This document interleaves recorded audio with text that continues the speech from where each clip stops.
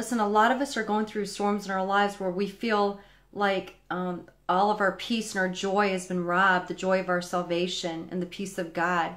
Jesus said, in this world you will have tribulation, but he said, be of good cheer because I've overcome this world. And so what does that mean? He said, my peace I leave with you, my peace I give to you, not as the world gives. So what does that mean? That means Jesus is our peace. He's a solid rock. We build our house on a foundation of rock and not sand. Sand is the things of this world, the cares of this world, the cares of this life. When tribulation comes in, sand, we don't trust God. But the rock is when we trust God. We trust his plans and purposes for our lives. We trust that even though the storm is happening, that he's going to get us through the storm. We walk by faith and not by sight. Faith not in faith itself. Faith in itself is just a farce. But we have the faith of God. That means we trust God in his character and his sovereignty over every situation.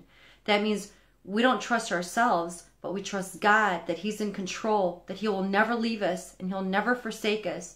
That even though the storm is going on, that on the other side of the storm, that he's going to direct the storm to get us to a place that he wants us to be, the place that he wants in his destiny and his will for our lives.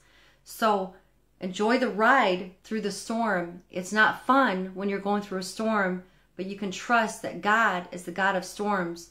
Just like the 3 Hebrew children when they were cast into the fiery furnace, God didn't deliver them from the fire, but in the midst of the fire, in the midst of the furnace and the flames, they were all bound up. And God, the only thing that burned were the ropes that bound them up. And Jesus was the 4th man in the fiery furnace.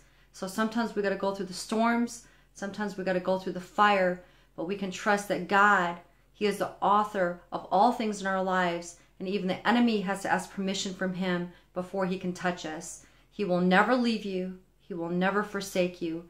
Even if you feel alone and you feel like God has forgotten you, he has not forgotten you. God bless you today.